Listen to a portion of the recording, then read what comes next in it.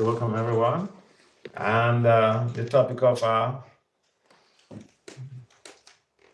sharing and caring this evening is on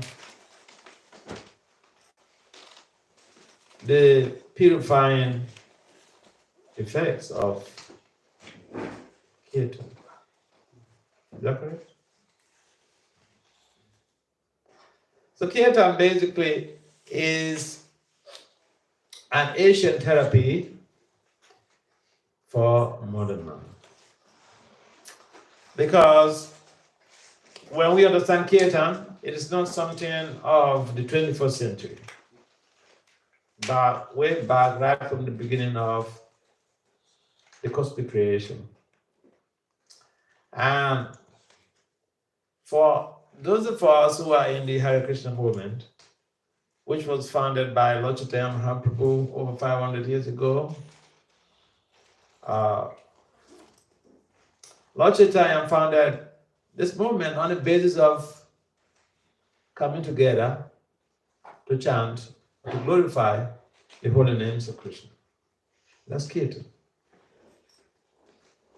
Or Sankirtan, coming together to chant with symbols, musical instruments, in glorification of the Supreme Lord.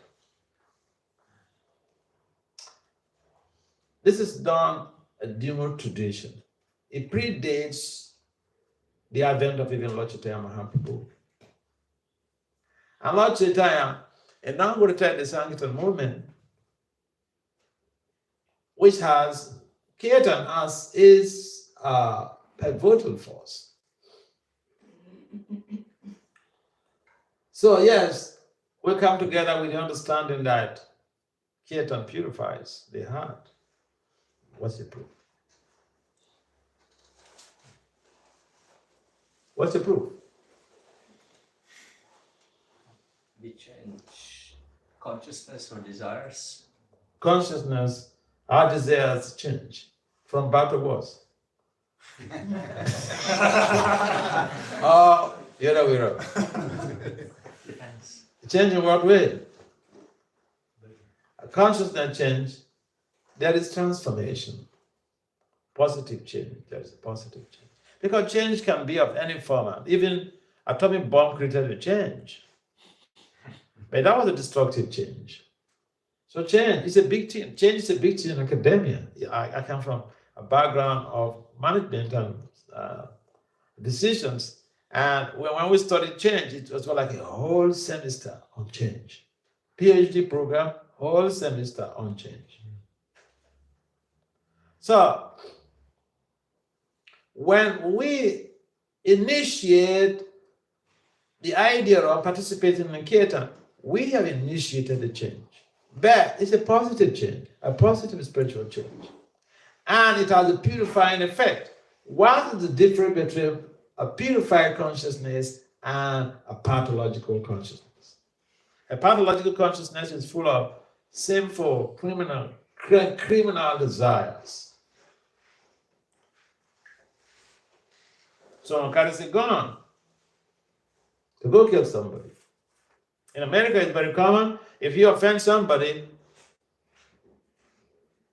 the way to tell you shut up is with a gun, with a bullet.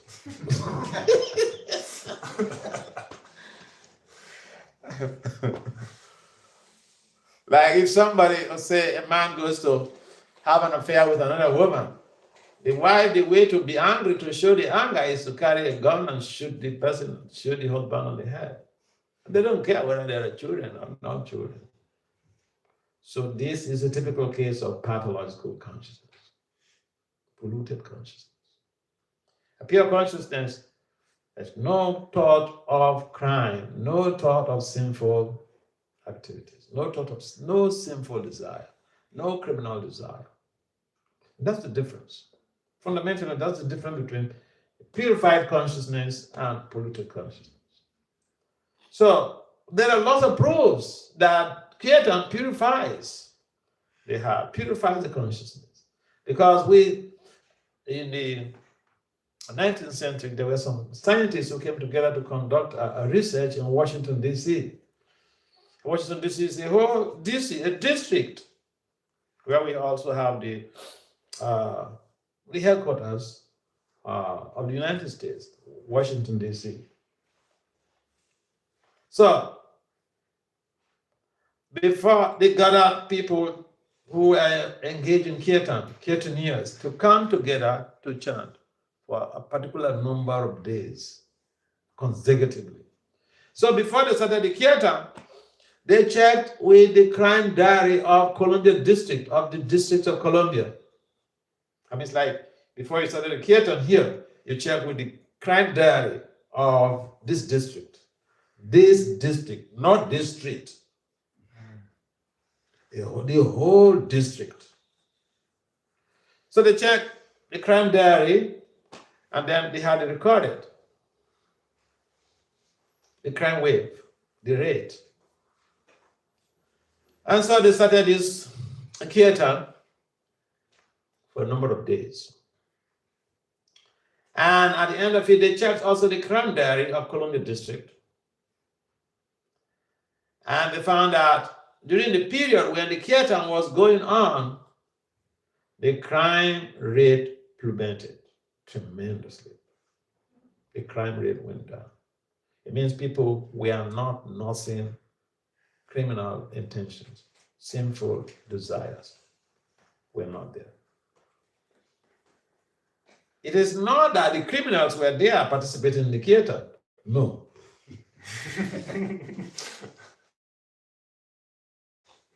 The people who are doing the Kirtan are spiritual people. So when you come together to chant Kirtan, the effect goes beyond your immediate jurisdiction, goes beyond your imagination. And you see, we are doing all these things, we don't even seem to know what we are doing, the contribution we are making to social reform, to criminal crime mitigation. So yeah, chanting purifies the heart.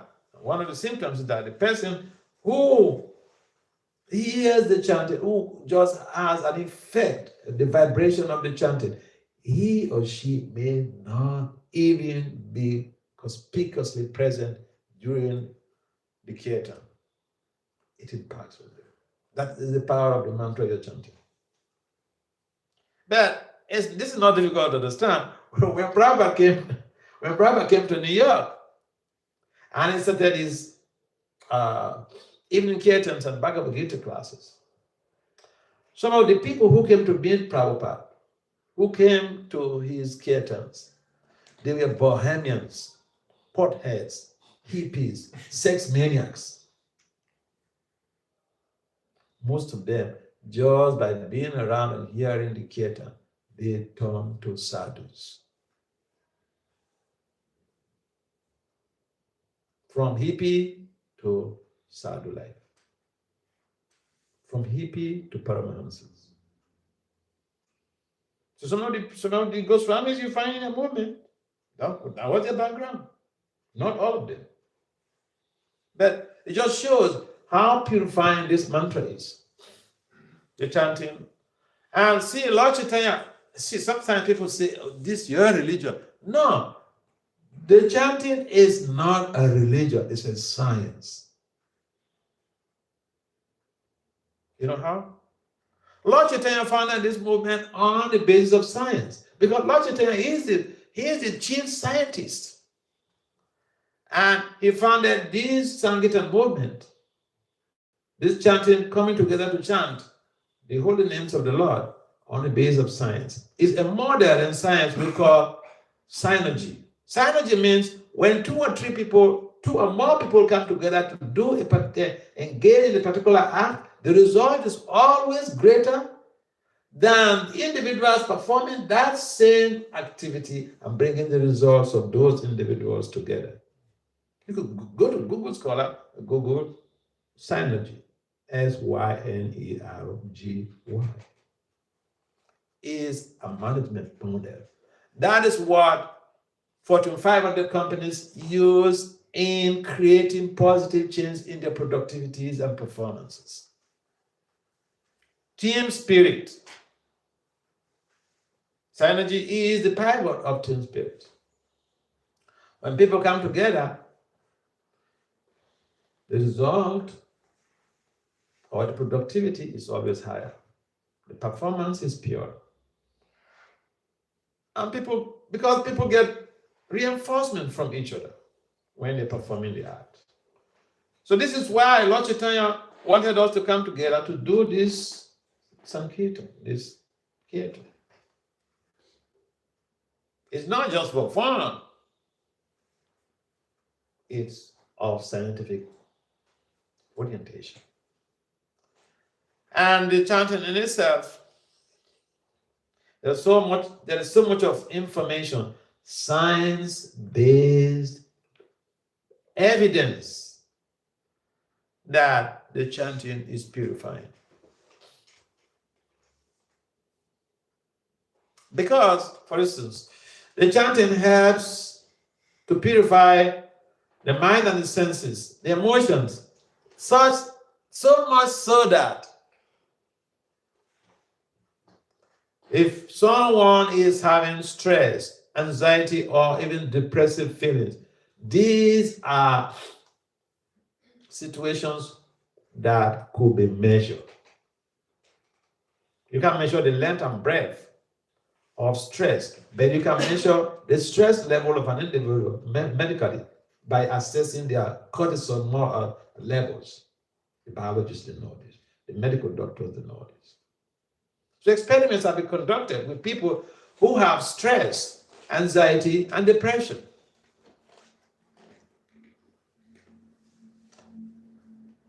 Before the chanting, post-chanting, the results show that the chanting purifies the heart, purifies the mind, purifies the emotions, so much so that stress levels plummet. It's not that I believe and you don't believe. It's science. It's not a question. You don't believe is still valued. You believe is still. So, what we are prosecuting, what we are practicing is a spiritual science because it can be measured. The results can be measured. And scientists have already done these measurements for us. So if we are engaged in chanting, we should understand that we're doing something, especially we come together to chant. We're doing something that is beneficial to the whole of the district, to the whole of the community. And so it's important that we do what we are doing to help demystify the ambiguities of people about the power of the holy name. But it's also good that we understand what we are doing so that we can take it more seriously. So when people come and then they don't understand about what the Hare Krishna people are doing. I remember I was at the conference, an online conference. The convener of that conference is a lady. She has her specialties in conflict resolutions. And so she's from New York. And so when we were at the conference, and then there was time for, prior to presentations, there was time for introduction and all this. So I simply introduced myself as a monk of the Hare Krishna. And then this lady said, wait a minute. I used to see you guys on the street in New York when I was small. And I used to get scared of you guys. Are you on the street dancing and singing? What is it all about? So I explained to her, technically, what devotees do when they go into the street.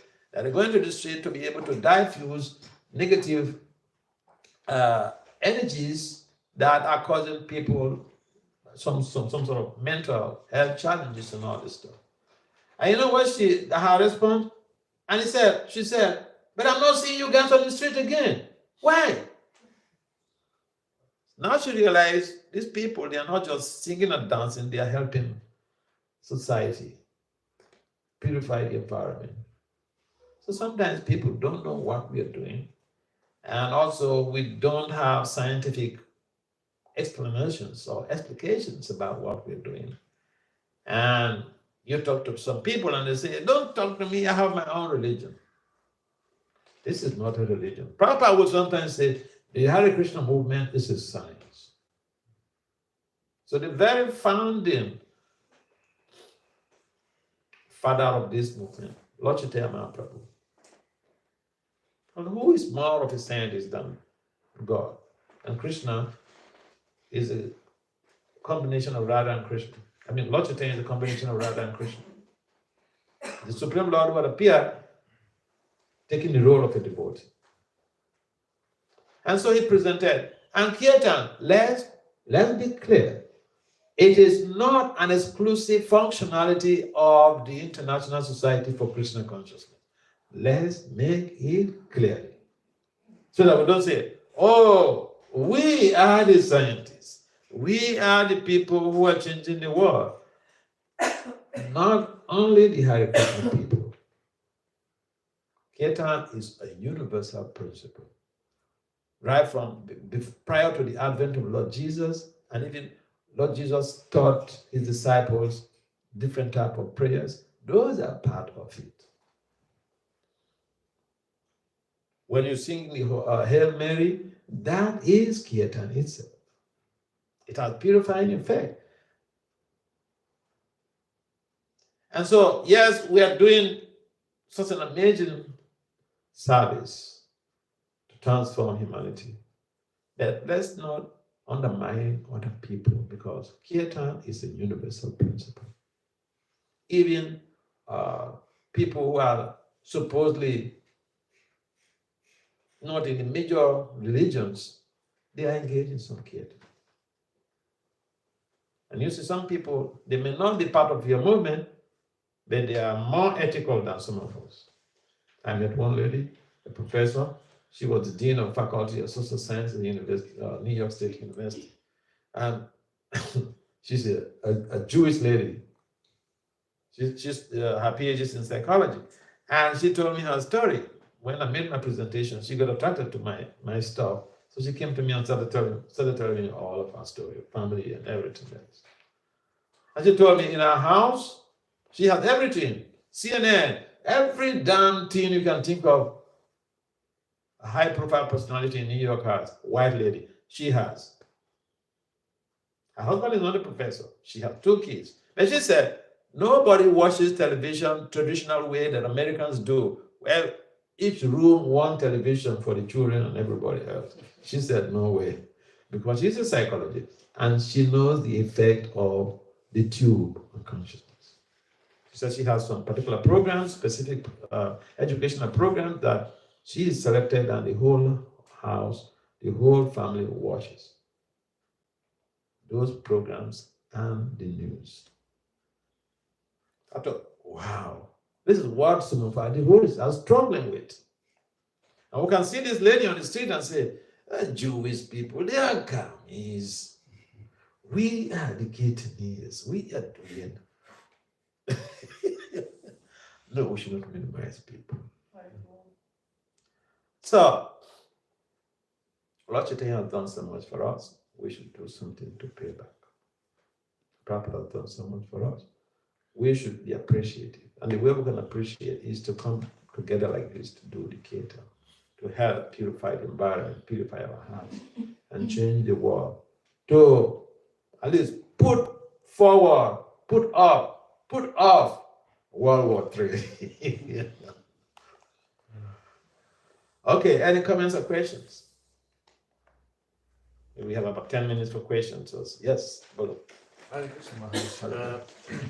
So, very nicely explained about this science and synergy in our Lord. Can you just say something about japa then, in the conscience of Kirtan is being done as a synergy, and it has multiple effect. The japa is something standalone. So sure, that's a good point.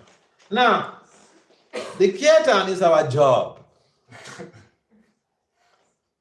So you go to work every day, but if you go to work every day fasting, you get sacked from your job one day because you'll be sluggish, you'll not be able to function. The japa. is the food. Japa is spiritual food. I've seen some people. I remember one time I was giving, I gave a lecture I gave a talk in Sunday program in Washington D.C. temple, and then I think we're talking something relating to chanting. And one of these guys is a kid. He was in the program. He's a Kirtan. So he raised the issue that, oh my God, I do Kirtan, and we chant practically almost all through the day. I said, yes, good for you. But Bhakti Thakur does Kirtan all through the day. He chants how many rounds? 64 rounds. You have not composed your own Kirtan. You have not composed your own lyrics. Bhakti is a composer. Downtown Das Thakur is a composer.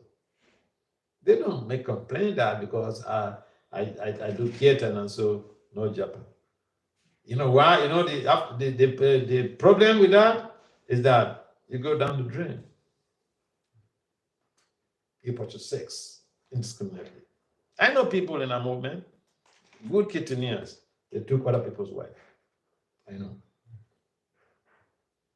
Kirtan is good, but you need to eat. Job is good. With job, you get reinforcement, financial reinforcement. So Kirtan is also good. You get spiritual reinforcement. But you need to eat to be able to sustain that. You need to do your japa. You need to eat every day before you go to work. Otherwise, you'll get sacked from the job one day. So japa is so important. It's food for the spirit. The japa helps us to become better Kirtanians, sustainable Kirtanians.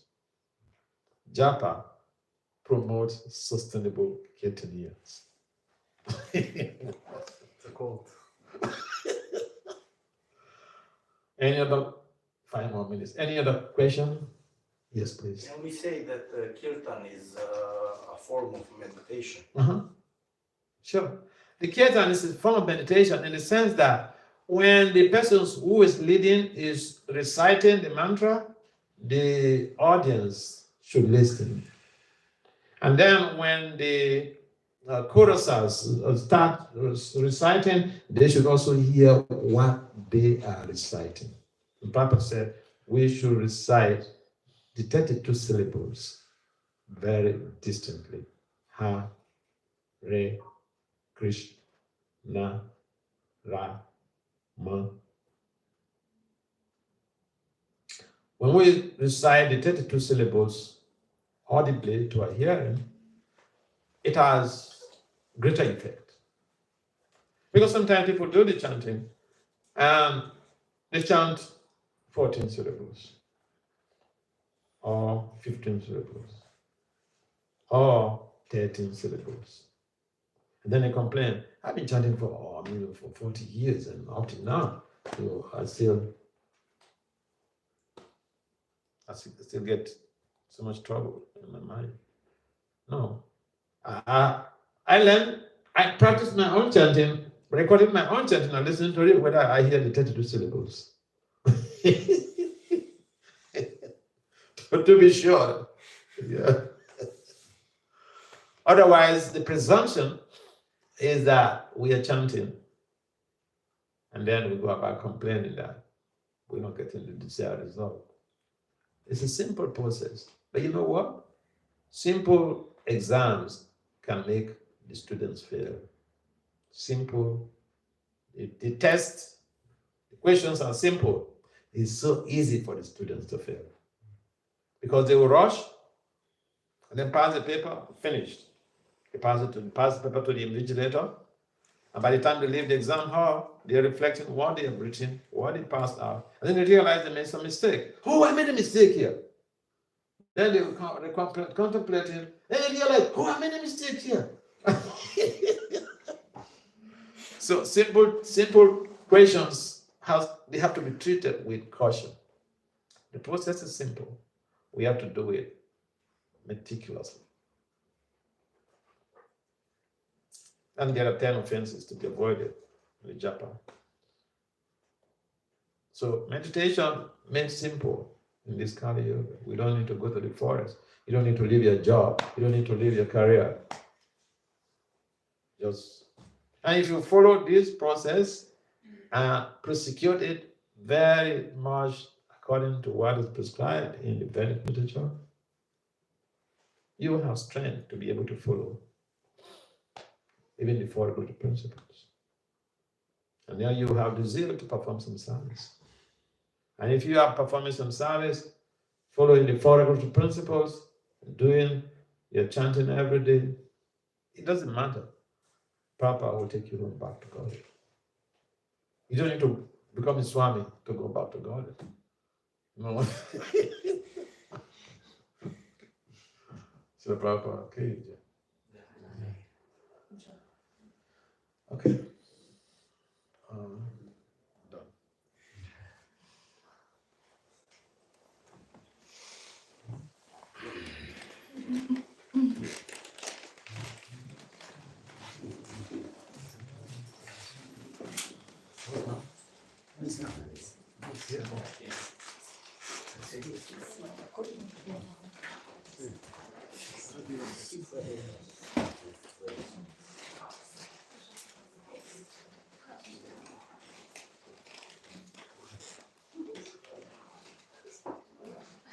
So,